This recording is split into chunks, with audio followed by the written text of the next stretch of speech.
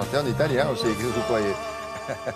Bon, avant de... Alors, c'est une séquence qui n'est pas interdite aux moins de 18 ans, donc si les petits veulent aller jouer dans la rue, sur le balcon ou ailleurs dans leur chambre. Cela dit, c'est vrai qu'à l'époque, du temps des speakerines, quand il y en a une qui s'est fait virer pour avoir montré ses genoux, avec ce qu'on voit aujourd'hui, ça va, quoi. Exactement. Et si on remonte encore plus loin que cette histoire de genoux dont vous nous parliez, je crois qu'elle s'appelait Noble Cour. Mais elle s'appelait comme ça, voilà. mais vous n'étiez même pas pensé dans la tête de votre papa. Vous voyez, alors, la télévision était plutôt chaste au début, William, quand on compare aujourd'hui, c'est sûr. Mais dans les années 50, c'était plutôt des chansons grivoises ou alors des émissions débat à la télévision, autant dire rien du tout en termes de sexualité. Alors, la révolution arrive avec le carré blanc. Je ne sais pas si certains se rappellent de ce fameux carré blanc. Qui n'était pas... le carré blanc était rectangulaire. Oui, c'est vrai, mais on l'appelait le carré blanc. On l'appelait quand même le carré blanc. Parce que le rectangle blanc, ça... Oui, ça sonnait moins bien, c'est sûr. Donc dans les années 60, il y a eu un film dont on voit quelques extraits là, de Maurice Cazeneuve. Et donc l'actrice principale de ce film se levait à un moment, on la voyait dos nu. Scandale, tollé général. Et à ce moment-là, les chaînes ont décidé, la chaîne, puisque c'était l'ORTF, d'imposer ce carré blanc comme avertissement pour les enfants. Bas, voilà. Aujourd'hui, quand on voit ça, on se dit que c'est pas bien, c'est pas grand-chose. À mon avis, les ados à l'époque et les autres ne devraient pas regarder le carré blanc. Non. D'ailleurs, le carré blanc a été supprimé. Je ne savais pas si c'était... Vous ne regardez pas le carré blanc. Et au contraire. Voilà, quelle année vous dites ça? Au contraire. Le film, c'est en 61. Et donc, le carré blanc est arrivé dans l'année, en mars 61, le carré blanc est apparu. Alors, la sexualité à la télévision française s'est vraiment débridée dans les années 70-80. Pourquoi? Parce que l'éclatement de la télévision, parce que la publicité, parce que les mœurs aussi qui évoluaient, parce qu'il y a eu 68 entre-temps. William, j'en dis trop, mais c'est vrai que ce sujet, je vous assure, mériterait des spéciales. Ça a l'air de vous passionner. Hein. Voilà.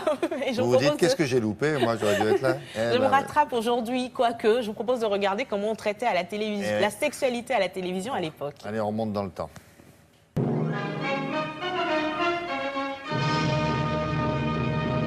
Pas sur moi pour me montrer toute nue. Regardez bien ça, moi j'ai fait ce que j'ai pu. Après ça, ma foi, ce que vous n'aurez pas vu, imaginez-vous que vous l'avez vu. Le carré blanc a été institué le 26 mars 1961 par Albert Olivier. Son but vise à éviter aux téléspectateurs émotifs en général, aux enfants en particulier, les spectacles traumatisants ou qui peuvent heurter gravement leur sensibilité. Tu ne regardes jamais les films à carré blanc, toi? Non. Ta maman ne te laisse pas les voir? Non. Toi non plus? Non. Non. La tradition populaire nous avait enseigné que les petits garçons naissaient dans les choux et les petites filles dans les roses. Moi-même, je l'ai cru très longtemps. Cacher ces images que l'on ne saurait voir. Le nombre d'enfants qui regardent par inadvertance ou non un film pornographique à la télé a augmenté de 40%. Le sexe est partout, à la télévision, sur les murs, dans les journaux, mais les Français ne sont peut-être pas aussi affranchis qu'on pourrait le croire. Quand vous faites l'amour à une femme, vous lui parlez ou ça se fait dans le silence? Ah non, ah non.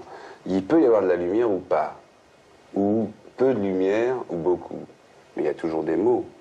En général, ça commence par des mots tendres et doux. Et parfois, ça se finit carrément par des grossièretés. J'aime beaucoup entendre des mots grossiers, moi. 75% des Français n'abordent que très rarement les problèmes sexuels. Ils limitent au strict minimum les conversations sur un sujet que pour la plupart, ils considèrent encore comme tabou. Je suis obligé de dire une chose. D'abord, répondre à une certaine pruderie hypocrite d'un certain nombre de gens qui, tout en nous regardant au téléphone en disant qu'on ne devrait pas faire ça, il y a d'abord des téléspectateurs qui disent « j'ai l'impression que les gens découvrent ce qui existe depuis très longtemps ». Et même quelqu'un qui dit où sont les scènes choquantes? Moi, je suis choqué de ne pas avoir vu de scènes choquantes. Alors je lui dis pour la mettre à l'aise, tu sais, pourvu que je te plaise, toi tu me ranges bien, mais v'là mon bus. Je voudrais que tu me suives une fois chez moi dans mon 2 pièces. Ma main s'égara dans ses cheveux. C'était le bon plan, mais je la trouvais un peu palote en lui retirant sa petite fourrure, afin qu'elle puisse m'ouvrir ses bras. Pour conclure, je vous citerai la phrase du poète. Puisque ces mystères nous échappent, feignons d'en être les organisateurs. Autrement dit, reportez-vous à vos journaux habituels.